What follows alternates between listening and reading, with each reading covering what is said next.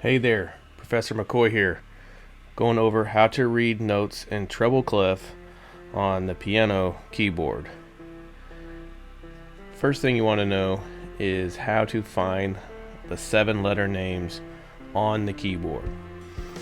Typically we first start with middle C, and middle C is right here. Now there's a pattern to these 7-letter names. You look for the 2 black keys. Sometimes we call them accidental keys because they're the flat and sharp keys. So you find the 2, and there's a group patterns of 2 3 2 3, 2 3 2 3, 2 3 2 3, 2 3. Find a group of 2 black keys, and then C is directly left of those 2 black keys. D would always be in the middle, and then E is always on the right of those 3. If you keep going through the alphabet, F is the left of the 3 black keys, G, and then we start over with A, the alphabet. There is no H. A through G.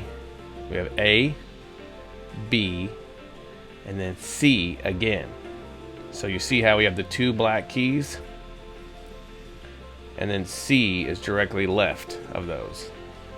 So from this C to this C is an octave, which is 8, the 8th note away is an octave. So you have C here, 1, 2, 3, 4, 5, 6, 7, 8. We call that an octave. So if somebody says play this an octave higher, you'll know what that means. Or if they say play it an octave lower, you're going down. You notice we have the 7 letters here. We're starting with C, kind of out of order. C, D, E, F, G, A, B, C. Then we have what we call the black keys, or the accidentals. These are sharp keys and flat keys. So if we start at C and we want to C sharp, you go up. And we call this a half step.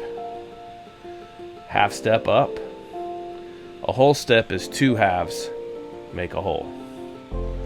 So C to D will be considered a whole step. So C up a half step, note C sharp. Now all the black keys have 2 names. So D is our note here in the middle, and D flat would be lowering to this note. This note is C sharp and D flat. So try to remember it. If you flatten all your tires, your car will be lower. So if you flatten the pitch or the note, it'll be lower. If you sharpen it, it'll go up. So we have C, C sharp, also D flat, D. Then D sharp, up a half step, which is also E flat to this E, E flat. We have F, F sharp, also G flat. Because we have the G here, you flatten it. So G goes to G sharp, also A flat. Then we have A sharp, also B flat because of the B here. Then we repeat C. So really there's 12 notes you need to know where they're at, and then it repeats multiple times. So you see all these notes here and you have no clue what they are, but they're the same pattern over and over and over.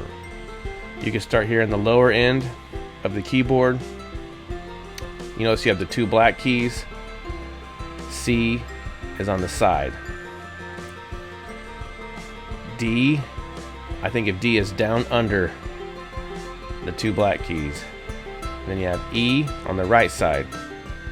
Same thing. And this pattern repeats. As you can see, these 12 keys here, Then we have these keys here, same thing. So you want to know, again, you want to know a quarter step is one note and the next closest note. That could be a black key or another white key.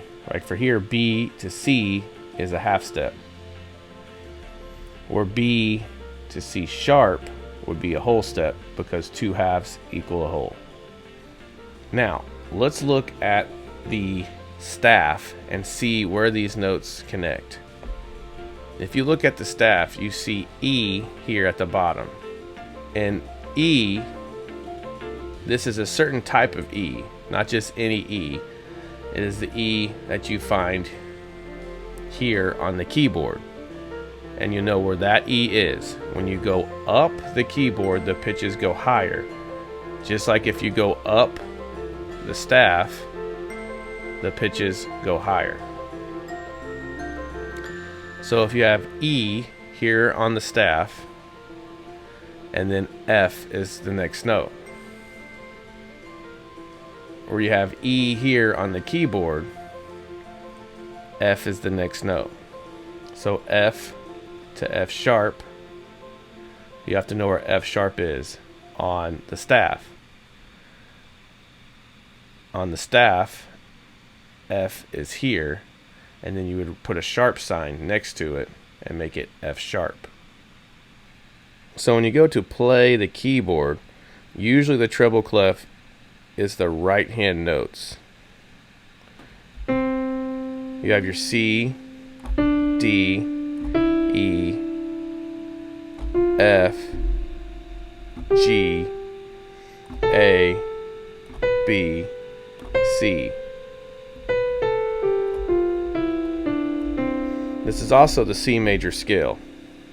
You have your C, C sharp, and D flat, D, D sharp, E flat, E, F, F sharp, G, G sharp, A sharp, B, and again with C.